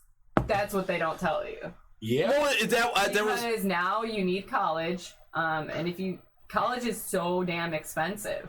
Like, I'm still paying for it. No, it is, but honestly, the thing is... The thing is, too, I mean, there's exceptions, but let's just say someone that goes to be a doctor. Did you really want to be a doctor? There's a few that's got really... other sources. I think a lot of them don't. They're like, I'm pretty smart. I got good grades. My parents are doctors, and I'm going to make a lot of dough. Did you really want to do that, though? Let me put it to you this way. I'll throw the person that's like, I want to be a doctor. I'll give you, here's a taste test. I'll give you $10 million every year for the rest of your life. You don't have to do anything. Still want to be a doctor? Because that's if you truly know you want to do it or not. Because at that point, money's not going to be an option. A doctor, I think, would be different because I feel like they're probably more compassionate and they sincerely want to help people. There's a few of them. That's why I said there's a few selects, but I think most of them are just dirtbags wanting to make money. Well, it's funny that you bring up the doctor scenario, and I have no idea what this really has to do with metal, other than like the how you're going to be as a parent toward it. But I was just at the doctor yesterday, and I was thinking, I was like, man, for the amount of school these guys got to go to, like, I'm sitting in this waiting room for an hour, and I was on fucking time, by the way. Like, why am I waiting? And in the room, it felt like a Jerry Seinfeld joke, which I can't really remember about, like, being at the, there's the waiting room, and then you go into the cubicle where you wait additionally, and it's just like, fuck, man, if that's true in my life in this moment. But I was, like, thinking about it, I was like, why would you, like, this guy, like, spent all this time, and he's a great doctor. I'm glad to have him, but, like, fuck if I would have wanted to be this. Like, you went through all this school, and then you wind up in this ugly, smelly-ass place with a shitty desk that you're here for, like, 12 hours a day. I was like, I, at least, am very fortunate, because what I wanted to be when I grew up is kind of sort of what I am. An asshole. No, but, like, doing music stuff, and I don't really feel that I've got anyone to thank but myself, And, yeah, but you always really want to do that. You may not have. It just may fell in your lap and you liked... Right. You when I was, when I'm thinking what was your ultimate goal when you were a little kid? Like, what did you want to be? I heard riffs and shit when I was, like, in my head before I started playing. So you wanted to be a musician? Yes. That was your ultimate goal. I don't know. I didn't know that. I was very, I was figuring out. You know what I mean? Nobody really was in the family that was a musician that was really encouraging it. So the only thing that was school with general music class, and they made you like sing stupid songs and all that. And I was like, fuck this music shit. Like, and then reading music, this is boring.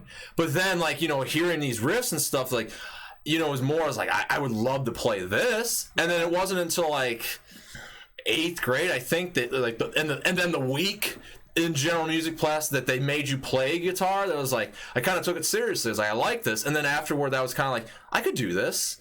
But basically I didn't do it for a lot of those years, because I was intimidated. Like, I just didn't think I could do it. Like, like, I can't sing. I suck in music. I'm not interested in music class. I don't want to learn this stupid thing, like learning music. You just want to be able to rock. Yeah, well, right. Like, especially as a kid. Now I would like know how to like to read music. Yourself, obviously, you're not making a living as a musician. So that's why it goes back to the whole point of like telling your kids, if you want to be a musician, you can. No, you fucking can't. That's exactly. Because let's just say you're gonna have a hard time. Maybe you could be a musician and play music and write albums, put stuff out. But I'm saying, will you can make a living? Yeah. Good fucking luck. Right. And I'm not even forget metal. For say this silly ass genre that people think it is doesn't even exist. Let's just talk whatever. It's people, Britney Spears, things that make money. Let's talk about that. Good luck with that even. Let's say usually you're not gonna. It's impossible to make it. You ain't gonna fucking do that. There's so many people that want to do it that that's what I'm saying. There's an overabundance. Yeah, that whole thing of you do. That's why I don't like that phony baloney fairy tale. Tell it to your kids because that's horseshit. It's that with like acting and stuff too. Yeah, like totally. There's so many different people. Yeah. Like, there's no way that you have to have something like you're unique. You're one in a billion if you're actually gonna do what you wanted to do. So let's get real quick. I don't. It's like winning the lottery. We're obviously correct. We're dawning in on our hour here, but it's kind of talking about this, and then speaking of what you've been and what you've obviously done, like you yourself and us being brothers and stuff. I know how this goes, and I've had the same obviously experience with our parents, sharing them nonetheless. So, Hell's Headbangers, going back to that and starting it, with mom, dad, our parents, they weren't exactly like, maybe our dad probably less than our mom, were not really like encouraging it. Probably just thought of like this as just like some dumb hobby. That's what I said earlier to you. They just kind of threw us in the water and let us figure it out. And that's I kind of live by that policy. They never said that, but let's be real. That's what they did. Well, that way you can have your nothing wrong with that. That way you can have your own. That's what I said. There isn't. I think that's the way to go because you figure it out on your own. Now, if you go and ask questions, there's no doubt in my mind they would have answered. They would have gave you their true opinion. Right. They would have answered. They would have guided you what they thought. I got that when I was. But we didn't ask, and that was it. So that's my policy. Kind of like let them figure out. Especially think about it. If they're taking up an interest that you know nothing about, why are you going to go in there and poo-poo or advocate or anything? Kind of like. hey, just whatever they need, let them have it and let them figure it out. Because fuck, I don't know shit about it. They're probably gonna. It's like they're probably they're gonna know more about it than me at this point. Well, when I was 14, and granted he was right, so why should I didn't get mad about it, but yeah, I remember like there was like this really to me it was like, oh my god, it's a record label, but it's kind of what now, like you're working at Hell's, it's just a guy that had money that puts out CDs. Hell, in this case, he wasn't even putting out CDs, he was doing CDRs, and that's and then burning them himself. Oh wow! But then that guy is like, he offered at that time 14-year-old Reaper to take Crucified Mortals out on tour. So it's like, Dad, I'm gonna go out on a tour. And I remember sitting down, I was like, you're not very good. Wow. And I was kind of like, fuck. But man, listening back to 14-year-olds Crucified Mortals, holy shit. That shit's awful. That's awesome that he was brutally honest. Yeah. The problem is, who's he to say that you weren't very good? He doesn't like Well, that's why I brought it up. Like, that wasn't encouragement to go with it. Hang on. It's like, what were you comparing me to? Like, okay, you like ZZ Top dad bod music or whatever the hell you call it, old dad rock, whatever the hell you call it. Yeah. Sorry, I can't play ZZ. So you like ZZ? It's like if I was playing ZZ style music and you're comparing me and say I'm not very good. Yeah, I fucked up the cover that Okay, gotcha. Not very good. I'm playing a genre of music that you know nothing about. Yeah. Maybe it's supposed to sound like this. Seriously, it's like, how did you know? It's like, because he didn't understand that shit. So who was he to say it wasn't good? It could have been great. Yeah, well, I had a drum machine and shit. I programmed it. It's like, man, I was doing a lot. He didn't. Put it this way. He wouldn't know the difference. If you played a drum machine right now and a real drum set, you said nothing, he wouldn't even fucking know one of them was a drum machine. Where the hell were you at this time to give me this talk? I was very discouraged. I was like, maybe I do suck. I was probably at work. I did, but I was probably at work. Yeah. But you never tell a kid they suck. He did. We're very good. So bad. Yeah, I hate to. That's what you're right. Well, Crushing. Well, Craig, I hate to break it to you, but you're not very good. Wow. Fuck, Dad. Thanks for not. Just slump shoulders. I guess I don't know whether to thank you for the brutal honesty or to say fuck you for not believing in me, because it wasn't really. Yeah, it was like what you said. It's like it wasn't like there was definitely no good ammo in. Go out there, son. I don't know anything, but do it. Because I remember, is at that same time, just as much sucking were our uncle, who definitely voiced how much he didn't like the heavy metal music. This house is straight out of hell. When he went to, when you guys moved out and did the Hell's Headbangers house. Yeah. Thanks for the compliment. Like, Dad told me that I suck. This guy's telling me this is straight out of hell. I think he takes that in a bad way. I took that as a. Yeah.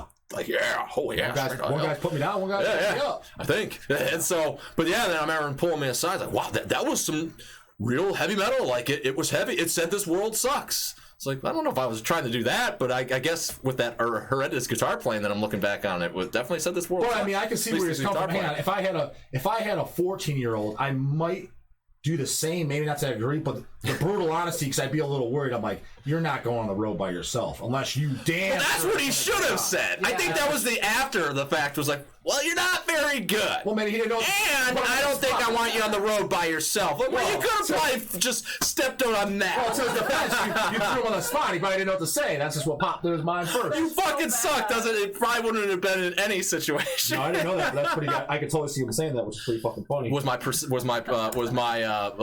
what the fuck is the word I'm trying to look for? My impression, was that spot on? Yeah, it's about how he sounds. Yeah, man, he's never done anything like that to me. But I don't want to sound weird or nothing, but I've never asked him for his opinion on anything. Nothing against him, I just haven't. Maybe you can attest this. I don't really ask anybody's opinion on really anything. Yeah. Do I? I just do it. Yeah, well, there's that. I think, as a grown man, it's just kind of in your nature. Care about anyone's opinion. I don't. Yeah. That's the thing is I don't. Like if I was to go think about getting a tattoo. All that matters. For example, if I want to get a tattoo design, I'm thinking about getting that poster there. I'm not even going to run it by a Reaper. I'm just going to go do it. He's like, oh, well, fuck, G-Dog got a tattoo on the weekend? What? Oh, yeah. Like, most people are like, I need to get opinion. Do you think this looks good? Where should I put it?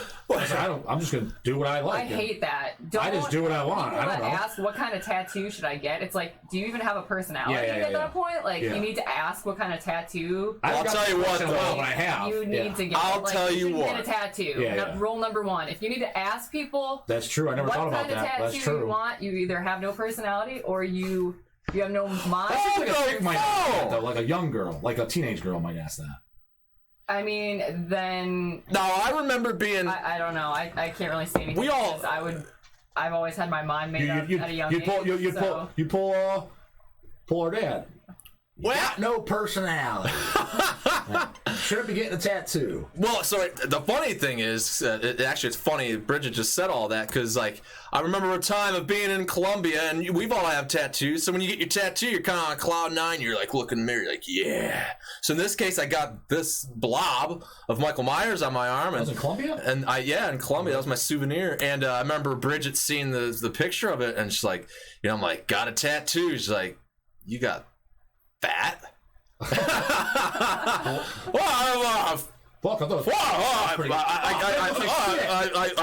guess I did. Shit.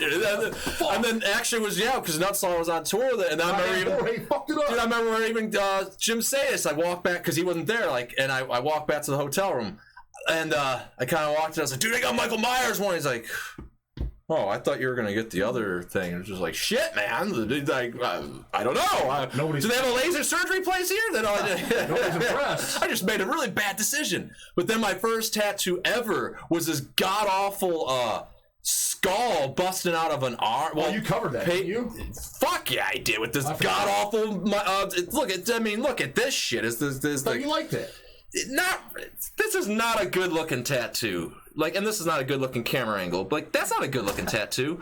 So every tattoo I've ever got, so I got this, and my cousin hooked it up because she knew the tattoo artist, and she came in like, let's see it, and came in like, that's Nosferatu. It just kind of looks like a withered old man. He looked creepier than that in the movie. Just said? Yeah, I'm like, right. Thanks. Fuck. But then going back to the tattoo it covered up.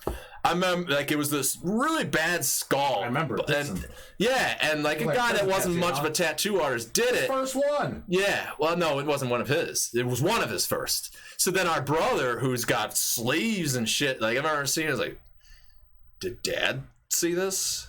Yeah, he knows the guy. He got tattooed by him too. Oh, wow. Well, it looks like a prison house tattoo. I'm not gonna lie. I'm like, prison tat. Wow. He's like, yeah. He's like, don't ever pay for a tattoo. And then I got 3 others. I only paid for 1 tattoo. Oh, really? Yeah. I didn't have to pay for that either. So I guess. And then Bridget said that too. Tattoos aren't good tattoos. That's what I said. Yep. And I was just like, God damn if you're right. You gotta pay the price if you want to have something. Yeah, but the first guy said, McLean, he doesn't get much of a say. He knows everything. Yeah, McLean's got some nice looking ink, but I'm just saying he bad-mouths everything if it wasn't his idea. Wouldn't you say it's fair assessment? I guess I don't talk to him enough. He didn't show up in Italy. So it sounds like Justin's got some tattoo horror stories. Justin. Rock and roll snaggletooth. You have a tattoo on your chest of snaggletooth. How's that working out for you? Man of War sign of hammer, first one. I don't know, I'll lay it to rest, really, but, metal tattoos. I've obviously just got the horror characters. I don't think it's bad or good. Topic. I just never really felt compelled. To ask people if they have any metal-related tattoos. That's all I have. Mine are. Well, yeah, 'cause you got what do you got? How many do you got now? 2. 2? Okay. Are you happy with them? I don't know they're there, man. I don't pay attention. Well, yeah. I wasn't the guy who looked in the mirror. Yeah, I just got them. Oh, you weren't excited? You totally forget about them. Yeah. I feel like tattoos are like that. Yeah. You never even think about it, and then No, I don't. You're out somewhere in public, and someo's like, "Oh my god, I love your tattoos," and it's like, I never got that. Oh my god. What? I get that constantly. I kind of like what he said though. When you're an attractive girl, or really just even a girl, you're gonna get more than us. You know. The only thing I got was the cross. Yeah, is that an upside down cross? Yep. Oh, but isn't it supposed to be the other way? Nope. Oh, precisely how it's supposed to be. For you it is. Yeah.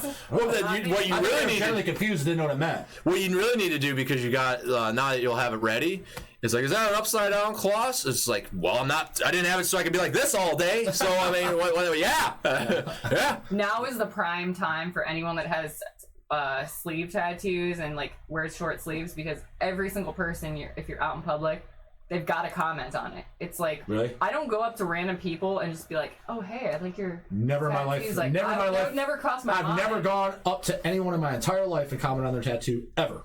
Not here. once. You know what, Elijah? You'd be surprised how many people feel the need that's to a tell pickup you. line. Plus, if a guy says your hair looks real nice, he's not looking at your hair. I'm just saying. Yeah, I know. I wasn't born yesterday.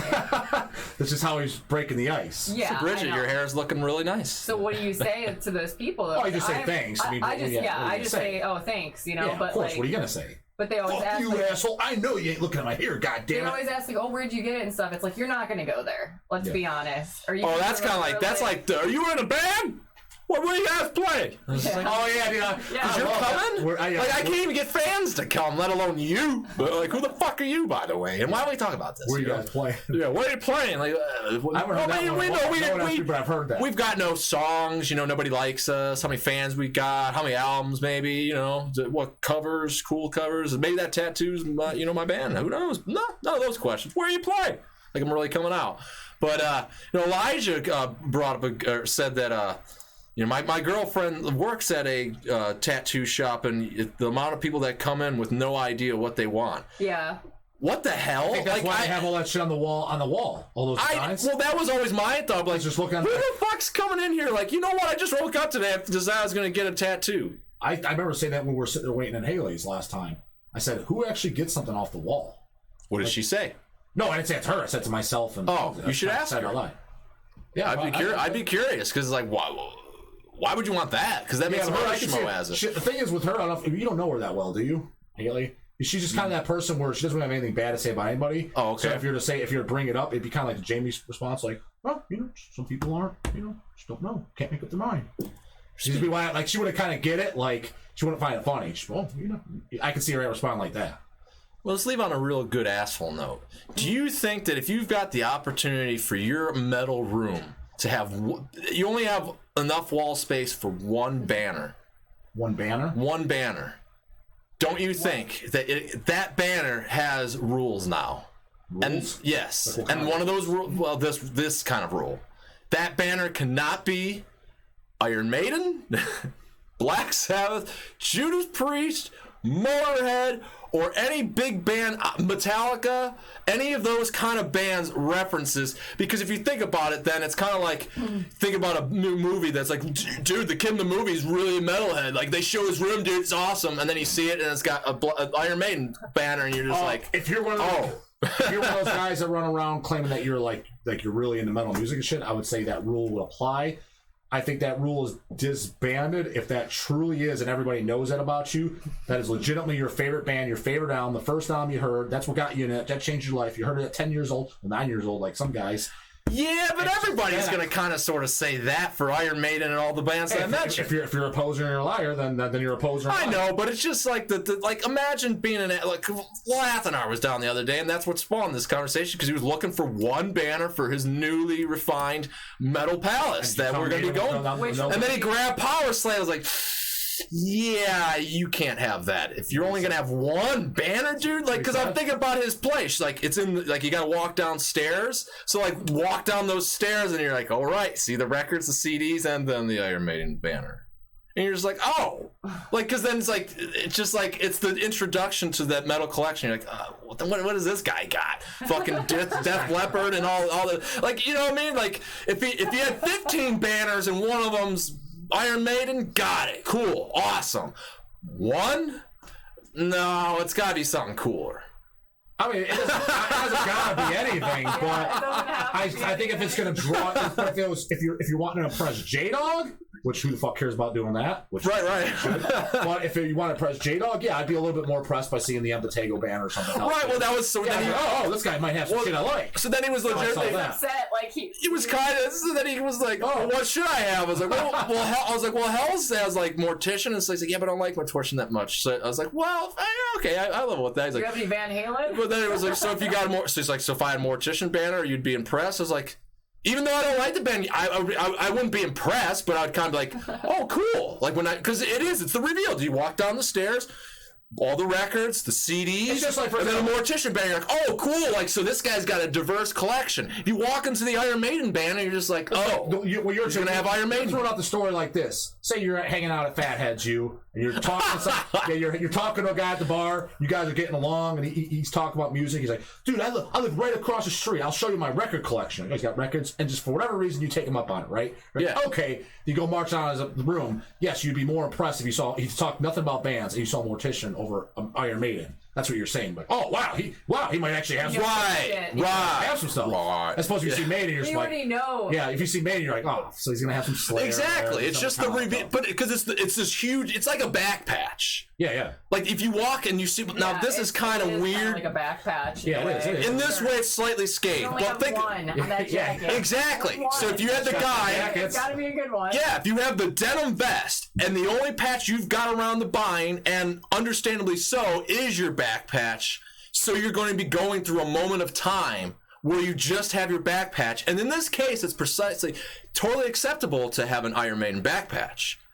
But it needs to have all the other patches that accompany it. So if you only sew the Iron Maiden back patch and that's all you got to, and you're still buying patches, you're going to see that guy and you're going to be like, oh.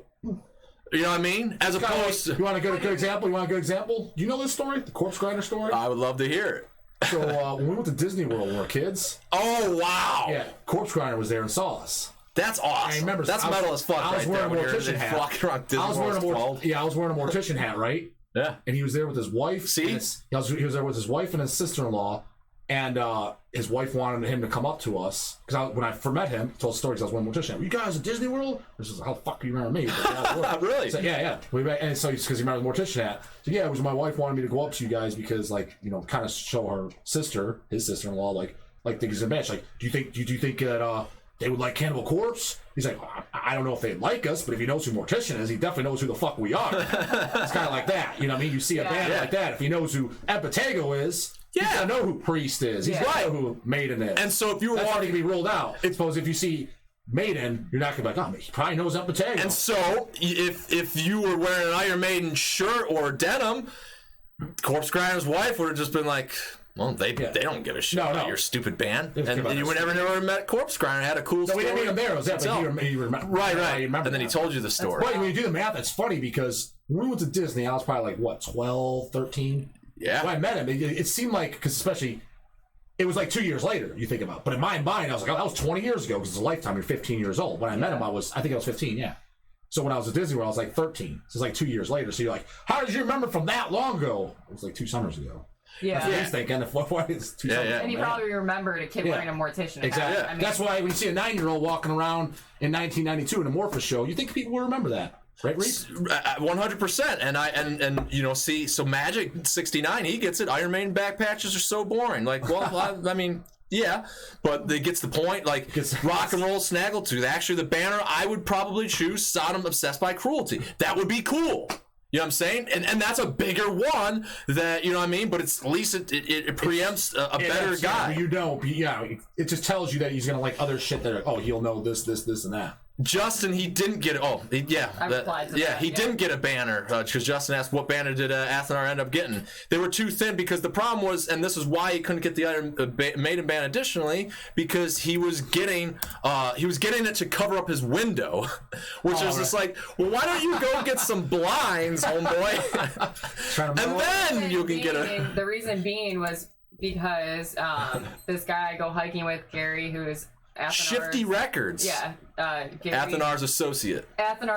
He runs the Midnight Facebook page. Midnight Facebook page since Athanar doesn't do social media. Athanar rocks a flip phone like us cool people. I was going to say he's got a flip phone, but... like, particularly, I saw it, too. He not only has a flip phone, but he has an updated flip phone. Okay, so I was hiking with Gary, the guy that runs the Midnight Facebook page, Shifty Records, and he's a shifty fella. He was telling me that Jamie renovated the whole... that he renovated this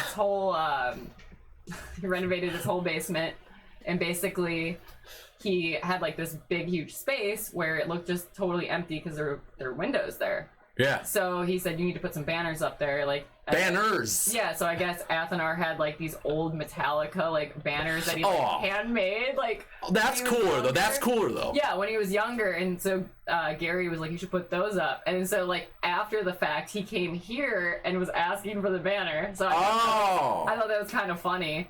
Well, so then you even talked to Gary about that and brought that up, and then didn't he go and then like I put 2 and 2 together. I'm like, oh shit, he probably came here to look for the banners right after they. So what did Gary helped? He helped remodel it. I guess he found the. I wonder if he. I was gonna say, I wonder if he's the guy, because Athanar totally just like the guy. And it's just like, if you said Gary, I know who you're talking about. But yeah. But anyways.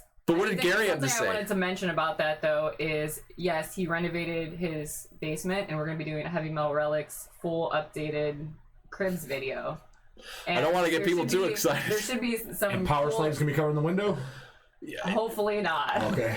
That could be the video. Like, he's going. So you end up getting Power Slave on banner after all? I told you not to. Didn't I tell you? Power Slave on banner. Yeah. Told you get that Mortician, goddammit. Yes. Where's those Metallica ones you drew? Like, that would have been total. Like, don't you agree? Should have said like, if you drew that, that's way cooler. We told him that when he's like, when you told him like, oh, well, why don't you get a Mortician banner? Why don't I like Mortician that much? Oh, that's no problem. We got Incantation too. Same style. Well, he's looking through them too. Like, and he too. Yeah, we got Incantation. We got Nuclear Death. Any of those would be better than Iron Maiden. Like, yay. My book it would. Like, even, Battery. Come on, like some Battery. Like, you had banners? Oh, we did. Do we still had some? Even in that case, honestly, that would be like, why don't you get a Midnight one? What about a Venom? Kind of lame. Okay. Kind of lame, but not it's less. It's less. It would matter if you can't get a black metal one. It can't be Venom black. I can see one banner. Let's clarify this though. One banner. If you only have like 15, yes. No, Jonathan, I can see him having that because if I didn't say if he said that I bought that record when I was 10 years old, changed my life, I could see him having that. Now, some D-bag that's 15 years old and thinks that he's fucking the biggest. Yeah. No. Matt says the banners I have in my record room are Merciful Fate, Don't Break the Oath, Wolf, Edge of the World, Venom, Kronos, and Fire. So now that's perfectly great. But it's 3, so he could have. Wolf, that's great. But even I guess Slayer of Hell Awaits, as Martin said, that would be fine. Even though I said you couldn't really do that, because at least it's Hell Awaits. Because if there was Rain and Blood, it was just like. Cause I'm telling you, man, it's like you kind of said, like I said at one point, like Dave Mustaine had an Angel Witch shirt on. You're just like, oh. If he had a Deicide shirt, I would have been impressed. Yeah. I mean, I'm slightly impressed by the Angel Witch, though, because it's I'm not fully his time frame. As a matter of fact, if he said Angel Who and I met him, I just want to slap him in the back of the head. But at least it's not Iron Maiden. I'm more impressed by the Angel Witch. I was more impressed because, of course, he listens to that stuff, and it's cool that he picked Angel Witch and the Baphomet one with that cover. I'll just say that. He's got a shirt on. Cool to see he's wearing a shirt. Not impressed. That's how I work. All right, well, impressed. Okay, I'll go with the impressed part. But I said not impressed. Yeah, I know, but taking where the impression. So, like, it's cool, but not impressive. Yeah. And that's the point. Like, dude, you're Athanar. I'm going to walk into your cave, and it's got one banner, and it's Power Slave. Like, cool, but not. Yay. All right. Well, hey, I hope you guys like the new and improved Hellcast live feed. I don't know how well I did going around with it, but I think I did okay, and we'll get better quality cameras and stuff, so that's why I definitely want to encourage you that if you have not done so yet, please go to the Reaper Metal Bandcamp page, where we've got everything going at name your own price. Now, why is that cool? Because, well, you could essentially get free music for one, because your price could be, I don't want to give you shit, but you can just at least discover all that. And yes, if you want to just throw a bone that help out the show and all that, you can definitely do so. That's right here. But you can also pick up merch and stuff, and that really was what ultimately helps the show, is grabbing merch and stuff. But people have definitely asked, can I donate money and stuff? And it's taken a long time. It's I don't really want to just say donate and give me nothing for something, because we do have a sponsor, and that's Hell's Headbangers. So we kind of have a purpose that already goes around it. So if you really appreciate the show, just kind of sort of get something, grab some of this music and all that or whatever. I'd rather go to that than, something I've already kind of been compensated for doing. So that's just Bandcamp, Reaper Metal Productions, or you can just go to reapermetalproductions.com, or you can just follow the links in the description.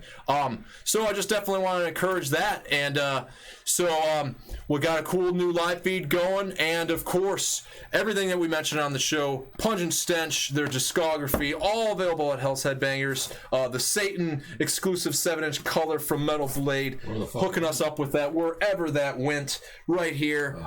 That's available. That's from the upcoming, or I guess the out now album. I am not entirely sure, but nonetheless, that is there it is. That's really cool, and it's limited to 150 copies, as you can see right there, and it even says Hell's Headbangers on it. It's been pretty cool. That Metal Blade's that's been what, at least 5 releases now that Metal Blade's done. Cannibal, Entrails, God Dethroned. Immolation. We did exclusive immolations. Those Here and After, Failures Forgot, Close to the World Below. So yeah, over 5 now. So that's really cool that they have that connection and doing that. So nonetheless, that is for the Hell's Headbangers stuff and everything mentioned on that show. So definitely check out the show notes. Again, for the YouTube schedule here, we're going to be here we're going to be doing the live streams every other Friday at 1 p.m. We're trying to get closer to that 1 p.m. mark. Sometimes it's just harder to get it going, and today was definitely the first doing this, so it took a little bit longer. But so then next week, tune in. There will be a new Heavy Metal Relics video. We've been doing some of the live content because some of that stuff is all shot in advance, and so kind of getting to the end of that. So I'm not sure what it'll be, but expect that, and then we'll be back later. But if you did not catch this whole episode, Hellcast.net, the episode will be posted, or you can rewatch this live stream. But if you want to get to the point more, the episode's edited more. But I'm trying to get the live stream stuff more meshed into what the final outcome of an episode really is. And so stoked about that, but there's still some work to be done. So nonetheless, Hellcast.net, go there, subscribe to our mailing list. That way you don't miss anything going on in the Reaper Metal world, or just it's got everything again with links and stuff. So there's definitely new music being mentioned, and it always will make you aware of where to get that. So without further ado, this has been Hellcast. I am Reaper, and we will talk to you next time.